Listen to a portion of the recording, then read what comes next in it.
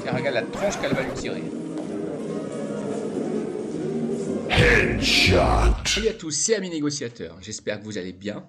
Je suis très heureux, très content de vous retrouver sur ma chaîne YouTube pour une nouvelle vidéo. Aujourd'hui, l'accord Mercosur-Union Européenne, les élections et les menaces de plus en plus insistantes, de plus en plus concrètes et de plus en plus imminentes de l'implosion, j'ai bien dit de l'implosion de l'Union Européenne. Comme d'habitude, avant de commencer la vidéo, je vous rappelle les deux moyens pour soutenir la chaîne. Le premier moyen, c'est la participation via PayPal. Je vous mets le lien juste en bas de cette vidéo dans l'onglet description. Et le deuxième moyen, c'est de cliquer sur le bouton rejoindre pour avoir des avantages et soutenir la chaîne en même temps. Je vous souhaite une bonne vidéo.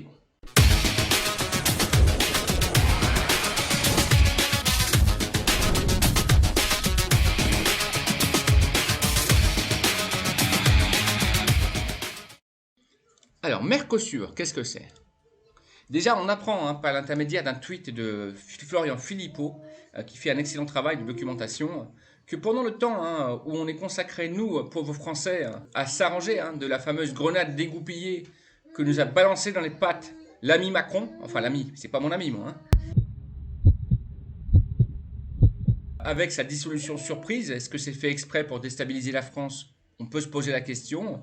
Eh bien, pendant ce temps-là où on est occupé à se chamailler les uns les autres entre le Rassemblement National, Front Populaire, Front Populiste, Bordella ou pas Bordella, qu'est-ce qui se passe dans le reste de l'Europe? Deux éléments essentiels et très très importants. Premier élément, c'est l'accord Mercosur, bien évidemment, qui est sur le point d'être signé. Et ça, c'est lourd de conséquences, surtout pour nos agriculteurs et nos fermiers français.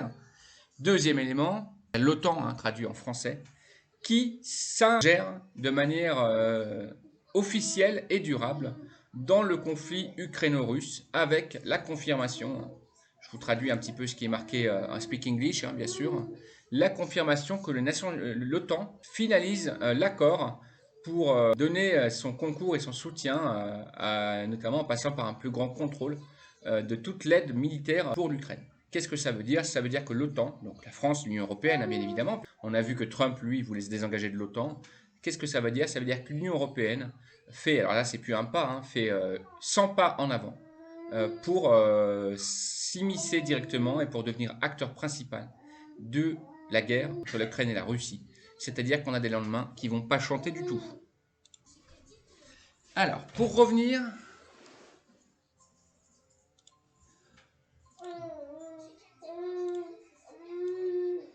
sur l'accord Mercosur-Union Européenne, qu'est-ce que c'est que cet accord diabolique? Parce que c'est un accord de satanistes. L'Union Européenne et Mercosur, alliance des pays d'Amérique du Sud, sont parvenus depuis 2019 à conclure un accord d'association commerciale et politique, pour établir une importante zone de libre-échange. On parle bien de zone de libre-échange. L'accord n'a pas pu être ratifié pour l'instant, mais c'est en train de l'être, là, aux minutes où je vous parle.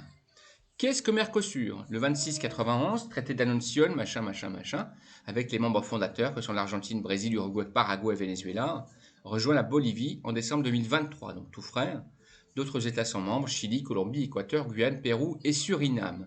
Le Mercosur est une alliance économique qui repose sur la libre circulation des biens et des services, l'établissement d'un tarif extérieur commun et l'adoption d'une politique commerciale commune vis-à-vis des États tiers et du groupe d'États tiers, la coordination des politiques macroéconomiques et sectorielles entre les États parties dans les domaines de commerce extérieur, commerce agricole et industriel. Le Mercosur, qui représente plus de 80% du PIB d'Amérique du Sud, est le quatrième bloc économique du libre-échange.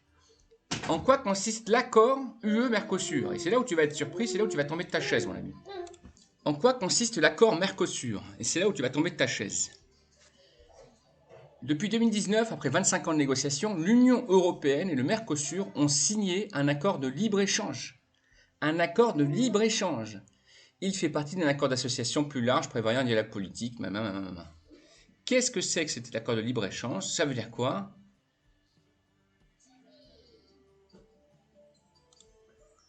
Il s'agit de plus importants accords de libre-échange, 800 millions de personnes, 40 à 45 millions d'euros d'exportation et d'importation. L'accord prévoit une importante réduction des barrières tarifaires qui doit faciliter aux entreprises françaises et européennes l'accès à des marchés en croissance.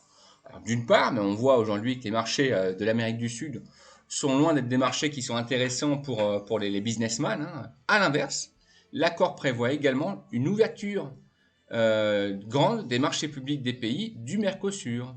Ces effets bénéfiques de libre-échange ne préjugent pas d'effets rétributifs négatifs. L'accord devait permettre Alors, ils disent bien hein, que c'est les entreprises françaises et européennes qui vont en bénéficier. Alors, peut-être, mais c'est surtout un accord agricole, d'accord, qui va, de fait, associer les pays du Mercosur, donc les pays d'Amérique du Sud, et les mettre en concurrence avec les pays de l'Union européenne pour l'importation des denrées vers la France, notamment. L'agriculture faisant partie des secteurs concernés par cette activité, mais l'accord concerne également l'industrie automobile, la chimie, le secteur pharmaceutique, les textiles et les services. D'accord? Qu'est-ce que ça veut dire en fait? Ça veut dire que demain, les agriculteurs français vont être mis en concurrence non seulement avec les agriculteurs européens. C'est déjà compliqué parce que je vous rappelle qu'il y a beaucoup de produits qui viennent d'Espagne, qui viennent du Portugal, alors qui sont de qualité, hein, certes, mais avec des TVA et des coûts du travail qui sont bien moindres que ceux de la France, donc forcément beaucoup plus concurrentiels, donc forcément au détriment des petits fermiers, agriculteurs et producteurs français qui n'ont plus que les mains, qui n'ont plus que leurs yeux pour pleurer. Mais en plus de ça, comme si ça ne suffisait pas, nos braves agriculteurs français, nos braves éleveurs français, nos braves fermiers français, demain, ils vont être mis en concurrence avec les agriculteurs, les éleveurs et les fermiers de l'Amérique du Sud. Donc les Brésiliens, les Vénézuéliens, les Chiliens, qui eux n'ont même pas de SMIC, n'ont même pas de coût horaire minimum. Donc bien évidemment, ils vont nous vendre leurs produits, leurs tomates, leurs salades, leur fromage, leur lait à 5 centimes. Qu'est-ce qui va être importé en France? Qu'est-ce que les consommateurs vont prendre? Le moins cher, parce que c'est la crise. Donc ça, c'est un accord qui va ruiner les agriculteurs français, les producteurs français, les laitiers français et les fermiers français, tout simplement. Et pendant ce temps-là, c'est pas grave, on dégoupille la grenade. Hein, regardez à gauche pendant que moi je fais mon grand Manitou à droite. Donc ça, c'est très très grave ce qui se passe, les amis. Il ne faut pas le laisser passer, il faut s'en alarmer. Réveillez-vous, réveillons-nous, et il faut bloquer tout ça. Hein. Pendant ce temps-là, bien évidemment, comme je vous ai indiqué, l'OTAN finalise la mise en place de son contrôle sur le process militaire ukrainien. Qu'est-ce que ça veut dire en gros hein? Ça veut dire que l'OTAN va rentrer en guerre contre la Russie. On va pas se mentir, c'est ça que ça veut dire. Alors, comme si ça suffisait pas, entre les pays européens, il commence à y avoir de plus en plus de divergences, puisque ça vous a pas échappé qu'une certaine courageuse Giorgia Meloni, de plus en plus insistante, notamment à l'encontre de Macron, hein, puisqu'elle est en train de faire un petit peu son compte hein, à Macron au niveau politique et médiatique. Et elle lui rappelle ses 4 vérités. Meloni, c'est la vérité vraie, hein, Made in Italy, avec tout ce que ça a de beau et à la fois de direct et de franc. Et elle remet carrément en question même le fait que Macron reste encore président de la République. Regardez la gueule qu'elle fait quand elle serre la main à Macron. C'est fou, c'est fou, c'est fou. Ah oui, il peut lui baiser la main. Hein. Regarde un peu, ça c'est...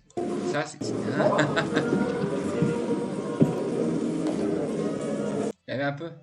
Elle remet carrément en question le fait même que Macron reste encore président, parce que d'après elle, il ne le mérite pas du tout, et il a trahi, il aurait, en tout cas selon ses dires, trahi la France. Tiens, regarde. Mélanie et Macron, Macron fait vomir les Italiens. Voilà qu'est-ce qu'elle dit quand même. Hein. Donc il y a ça, j'ai vu aussi un truc comme quoi Mélanie, la même, voulait directement rentrer en guerre contre la Russie, elle le menace hein, directement. On sait qu'une partie de l'Europe également est plus tellement chaud pour rester dans l'Union européenne. Et ces fameux décrochages entre la dette publique, alors c'est pas la dette publique que je voulais voir, c'est l'intérêt d'État, je crois. Entre l'Allemagne, la France et le Portugal.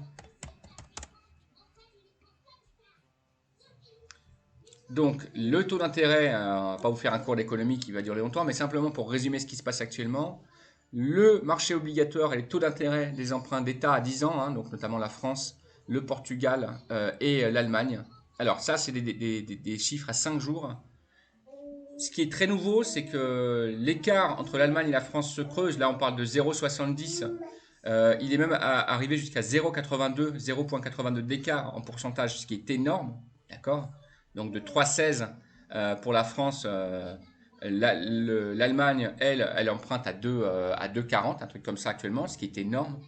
Et même des pays comme le Portugal, qui autrefois faisait partie de ce qu'on appelait l'Europe du Sud, hein, vous savez, avec les États qui étaient soi-disant un peu les États Club Med, qui se reposaient sur leur laurier, qui ne faisaient pas les réformes et qui menaient la belle vie sans faire gaffe aux dépenses, et bien aujourd'hui c'est fini tout ça.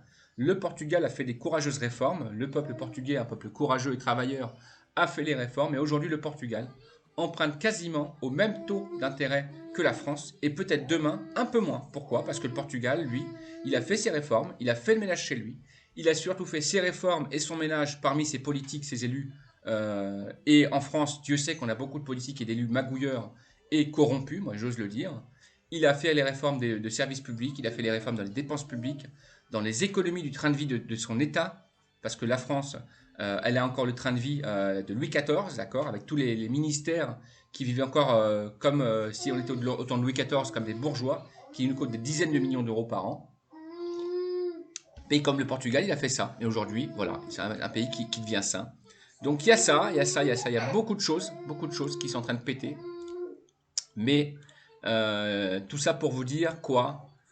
Que il est fort probable, et de plus en plus d'économistes le disent, que finalement, la faille provienne de France. Et que finalement, le maillon faible, ça va être la France dans quelques semaines. Avant les élections, après les élections, ça on ne le saura jamais. De toute façon, la France va sauter, avec ou sans Macron, je vous l'ai dit l'autre jour, et je vous le redis aujourd'hui, je vous le réaffirme aujourd'hui. Alors ce qui est nouveau, c'est que je suis plus le seul à le dire, aujourd'hui, des personnalités comme Charles Gave le disent, des personnalités comme Florian Philippot le disent, des personnalités comme Charles Pasqua le disent également, des personnalités comme Édouard Chouard le disent également, des personnalités comme Marc Toiti, je crois, l'économiste, le disait encore il y a 2 jours dans sa grande vidéo qu'il a faite. La France va sauter, les amis. C'est clair, maintenant c'est sûr et certain. Ce qui est grave, c'est que dans son sillage, la France va peut-être entraîner l'Union européenne dans sa chute et son déclin. Et c'est peut-être demain le début de l'implosion de l'Union européenne au niveau financier, économique, politique, fiscal et militaire. Merci d'avoir suivi cette vidéo. Salut les amis, ciao les négociateurs.